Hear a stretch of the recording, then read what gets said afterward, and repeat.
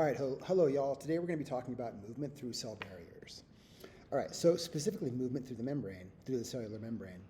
The cell membrane is selectively permeable. It's a gatekeeper.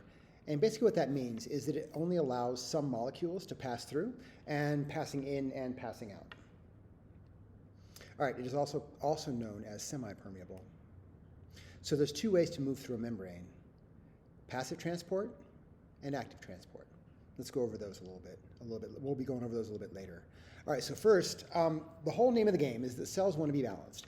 They want to maintain something called homeostasis, which means that the cells want to have control of what goes in and what comes out. All right, so the cell membrane specifically, again, helps control what goes in and what goes out, maintains homeostasis. It is insanely complex.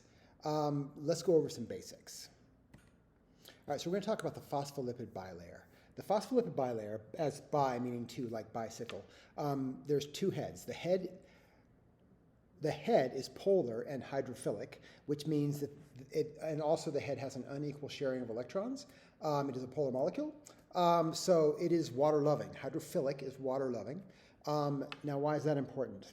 Hold that thought. The tail is nonpolar and hydrophobic, which means that it has an equal sharing of electrons, and it is water-fearing. Phobic is fear, so fear of water. So if you look at this diagram right here, you'll see the hydrophilic head above and then the hydrophobic tail below. The hydrophilic head is attracted to water while the hydrophobic tail is repelled. So basically what happens is when you have, like a couple thousand of these, a couple million of these, they're gonna line up with all the heads together and sort of all the tails together, right? And that is what, when that phenomenon occurs, that is what creates the phospholipid bilayer. All right, so getting through the cell membrane. Small nonpolar molecules can easily pass through. One example of these might be oxygen or carbon dioxide. This is what's known as simple diffusion. It takes no energy to pass the molecules in or out. As we mentioned before, the two ways through, active and passive transport, this is passive transport, which means that it moves from an area of higher concentration to an area of lower concentration. All right, so getting through the cell membrane continued. There exist proteins, specific proteins in the membrane. Remember, proteins come in all different shapes and sizes and do all of these different functions. These specific ones are called transport proteins, and so some of them act as channels. They have different shapes, sort of like a lock and key. So only like one key will go in one lock, etc. Some open and close like gates.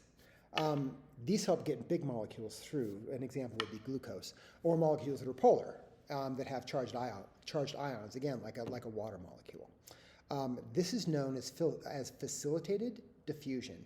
Now, again, it still moves through the membrane, and it still moves from an area of higher to lower concentration. So again, this is passive transport, still. All right, so, but what if you want to go against the gradient? If you want to go from like a low concentration to a high concentration? Let's find out. All right, so this is known as active transport.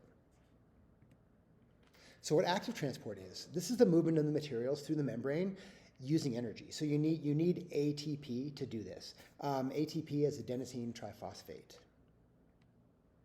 So this is what moves against the gradient. So if you imagine that this is an area of higher concentration right here, this is an area of lower concentration, things are sort of want to go naturally to this area right here. Think like if you're, one example is you ate some beans last night, you gotta sort of let a fart, it's silent, nobody knows you're doing it. But that would be an area of very high concentration, right? So passive transport, it's gonna go from an area of high concentration, and it is going to spread out to an area of lower concentration. All right, but active transport is actually going against the gradient, right? So it's going from an area of higher concentration, it's going from an area of lower concentration against the gradient to an area of higher concentration. All right, so again, as I said, the gradient is from high to low. No, that's wrong. Problem on the slide. So the gradient is from high to low, and this goes against it. Okay. So if you want something to move, if you want more of something inside the cell than outside, then you have to pump it in. So when ATP breaks its last phosphate bond, it releases lots of energy. So this works really well if the cell's not, excuse me, not permeable to substances.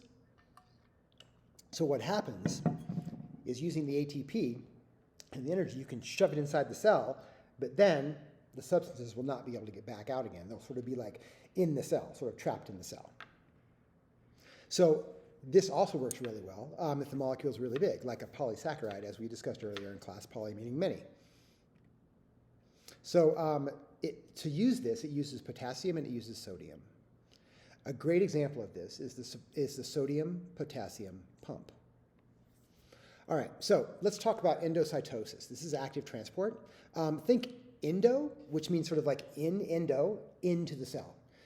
Ways to get things into the cell via endocytosis is you've got phagocytosis, you've got receptor-mediated endocytosis, and you've got pinocytosis. So we're going to go over each of those individually now.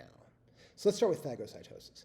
Phagocytosis is basically cell eating. So the cell stretches around what it needs and pulls it inside into its vacuole. The white blood cells specifically use phagocytosis to engulf a bacteria. So basically what happens is it just sort of like the white blood cell goes around the bacterium and then just literally like sort of consumes it, surrounds it and consumes it. Cell eating.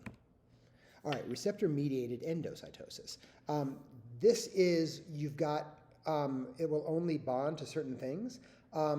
Substances that have to have a specific receptor to get in. So if you've got something along here, like the lock and key, right? So you've got something along here, right, that just drifting along.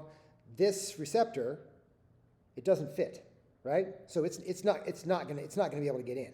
Now, if it comes along with the right receptor,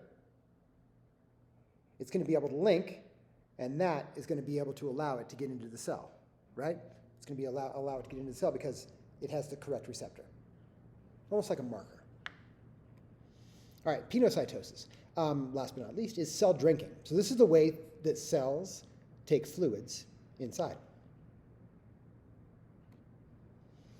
And exocytosis. So exo, think outside, like exoskeleton, or ex, like exit, get out of here. This is in the reverse direction of endocytosis. This is what the cell can use to get rid of its waste. It's also a great way to get rid of important stuff that the cell makes. For instance, in plant cells, to get really large carbohydrates out so that they can be used to build the cell walls, for instance. All right, and that is movement through cell barriers. Hope it was helpful, and we'll see you soon.